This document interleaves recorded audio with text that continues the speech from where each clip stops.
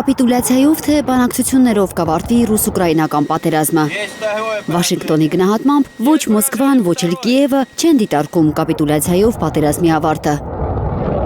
ԱՄՆ պետքարտուղար Մարկո Ռուբիոյի խոսքով միակ իրատեսական ելքը մնում է բանակցային գործընթացը։ Բանակցային կարգավորումը պահանջում է երկու բան։ Կողմերը պետք է ինչ-որ բան շահեն դրանից կամ զիջեն։ Մենք փորձում ենք հասկանալ, թե ինչ կարող է տալ Ռուսաստանը եւ ինչ է ակնկալում ստանալ։ Ինչ կարող է տալ Ուկրաինան եւ ինչ է ակնկալում ստանալ։ Արդյունքում որոշումը կախված կլինի Ուկրաինայից եւ Ռուսաստանից, այլ ոչ թե Միացյալ Նահանգներից։ Կողմերի դիրքորոշումները պատերազմի սկզբից ի վեր էական փոփոխությունների չեն ենթարկվել։ Ռուսաստանը Ղրիմն ու Դոնբասը դիտարկում է որպես պատմականորեն ռուսական տարածքներ եւ կտրականապես մերժում է ՆԱՏՕ-ի զորքերի հնարավոր տեղակայումը Ուկրաինայում։ Մոսկվան պատրաստ է քննարկել միայն Կիևի անվտանգության կոլեկտիվ երաշխիքներ եւ բացառապես ԵԱՀԿ շրջանակում։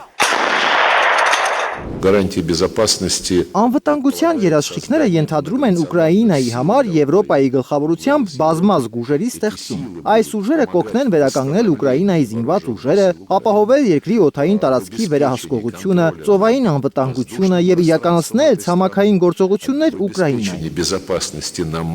Այլ կերպ ասած, սա ոչ թե անվտանգության երաշխիք է, որքան եւս մեկ փորձ, բավականին անամոթ,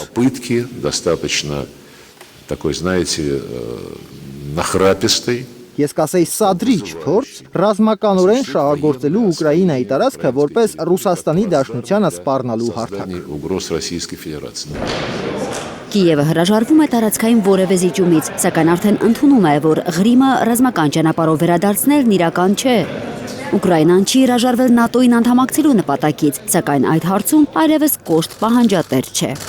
Կիևը պահանջում է վստահելի անվտանգության երաշխիքներ, ռազմական ու ֆինանսական։ Ուկրաինային Եվրամիության տրամադրած 90 միլիարդ եվրո վարկը Զելենսկիի համար կարևոր քաղաքական եւ տնտեսական հաղթաթուղթ է համարում ՆԱՏՕ-ի անդամ Լեհաստանը։ Վարշավայում գտնվող Զելենսկին շռայլ գովեստի խոսքեր է լսել վարչապետ Դոնալդ Տուսկից։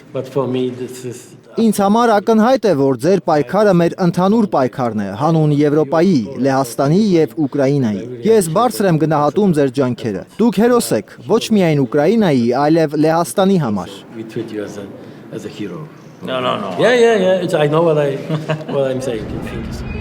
Այսօր եւ վաղը Ֆլորիդայում տեղի կունենան երկկողմ բանակցություններ։ Ուկրաինացիներն արդեն հանդիպել են ամերիկացիների հետ։ Ուկրաինական պատվիրակության ղեկավար Ռուստամ Ումերովը հայտարարել է, որ համաձայնեցրել են հաջորդ քայլերը։ Ֆլորիդայում կլինի նաեւ Թրամփը, ըստ Սպիտակ տան, նա բազմաթիվ հանդիպումներ ունի։ Վաղը Մայամիում կլինի նաեւ ռուս բանագնաց Կիրիլ Դիմիտրևը, Ստիվ Ուիթքոֆի եւ Ջարեդ Քուշների հետ հանդիպելու համար։ Ֆլորիդայում Միացյալ Նահանգների, Ռուսաստանի եւ Ուկրաինայի երակողմ հանդիպում նախատեսված չի եղել։ Դմիտրիևի եւ ուկրաինացի բանակցողների որևէ շփում բացառվել է։ Ակտիվ բանակցությունների ֆոնին Մոսկվան հայտարարել է, որ խզում է 1992-ից 2002 թվականներին եվրոպական 10 երկրների՝ Գերմանիայի, Լեհաստանի, Ռումինիայի, Դանիայի, Նորվեգիայի, Նիդերլանդների, Խորվաթիայի, Բելգիայի եւ Չեխիայի հետ կնքված ռազմական պայմանագրերն ու Մեծ Բրիտանիայի հետ ստորագրված հուշագիրը։ Հակառակ կողմերի խաղաղության ձգտումներին ինտենսիվանում են նաև փոխադարձ հարվածները ջրում։ Առնվազն 8 մարդ զոհվել է, 27-ը վիրավորվել Օդեսայի մարզի նավահանգստին ռուսական հարվածներից։ Վնասվել են Նիկոլաևի մարզի էներգետիկ ենթակառուցվածքները։ Ուկրաինայի ռազմաօդային ուժերի տվյալներով Ռուսաստանը գրոհել է 3 Իսկանդեր հրթիռներով եւ 5 տասնյակից ավելի անօդաչու թռչող սարքերով։ Մեկնաբանելով սև եւ միջերկրական ծովերում ռուսական նավերի վրա հարվածները, Պուտինը դրանք դատապարտել է եւ պատասխան խոստացել։ Այսօր ուկրաինական կողմը հայտարարել է, որ ռուսական ռազմական նավ է խոցել Կասպից ծովում։ Ախոտնիկ նավը պարեկություններ անում Կասպից ծովում նավթի եւ գազի արդյունահանման հարթակի մոտ։ Մոսկվան այս տեղեկությունը դեռ չի մեկնաբանել։ Ծովինար Բարխուդարյան, Անի Ղանդիլյան, Հայլուր։